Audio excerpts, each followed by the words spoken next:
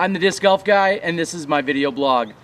We're joined today by Barry Schultz. We're in the DiscNation.com winner's circle, and are we really? We are right here. And you know what? I think you were inside the circle plenty this weekend as you brought home a Greater Milwaukee Open victory. Tell everyone at home how that went down. Had a great round on Saturday morning on the new Dretzka course. I was inside the circle on 16 out of 18 holes, like you had said, and made a lot of putts. The rain got me a little bit in the afternoon over at the Deer. Slipped out a couple of discs out of hand and broke one, in fact.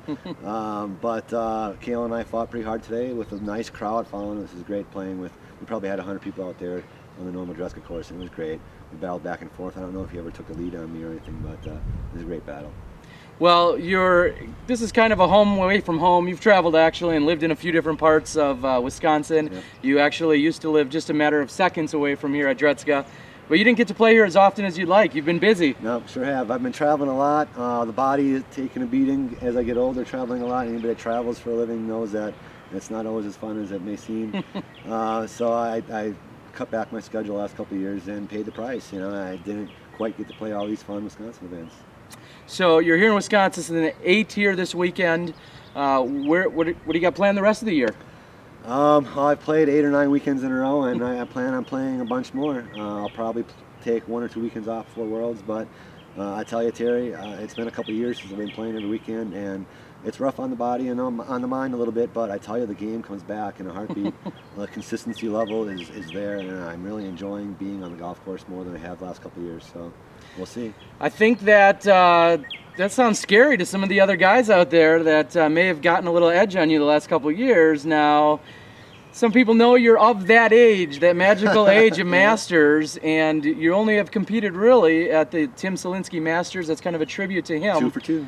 2 for 2 on that. What are the plans there? I'm sure people ask. You know, you're competitive. What are your plans? If I'm playing for a living, I'm playing open. I might peek over the fence every once in a while just to see if there's more people playing Masters or more money at it, or depending on the event, whatever the case is. But I'm not going to jump fence anytime soon. I'm not going to play the Worlds and Masters. I'm playing open. That's where the money is. I'm doing this for a living, so that's what I'm doing. And you can clearly hang with the best of the best. Any tips or tricks for anyone out there that either wants to go on a road full time or doesn't, or wants to elevate their game? Well, anybody that's got any kind of athletic background knows practice makes perfect, and not just practice. It's got to be perfect practice. Concentrate on what you're doing when you practice. And it sounds simple and easy and makes sense, but practice short putts.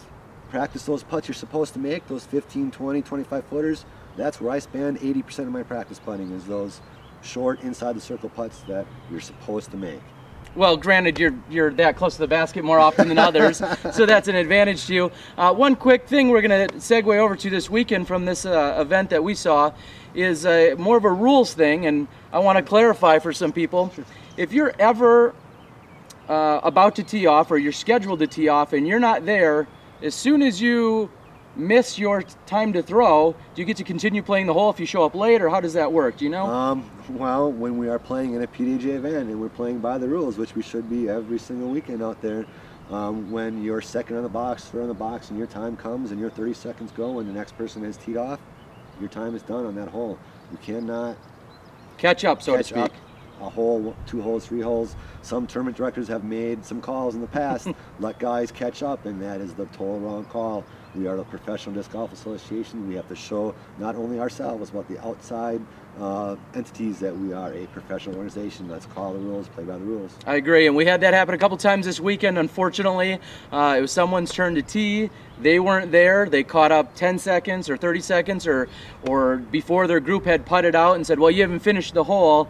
Well, once it's your turn to throw and you miss your throw, you've automatically missed that hole. You can catch up on the next hole, so to speak, but you're going to take par +4 on that next one. So we hope you've enjoyed some of the footage we've been showing you, as these guys have been playing throughout the entire blog we've been showing. 3 great courses. You're missing out if you haven't been here. Come on over. Milwaukee County is really supportive. They are a gold medal winner in parks departments for large parks across the country. They won the gold medal in that, and supporting disc golf is a big part of that. So this is 2-time world champ, 3-time USD. We don't have all day to give you all his credentials.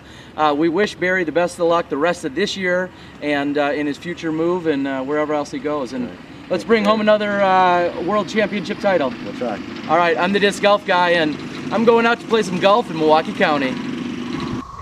Join the nation, Disc Nation.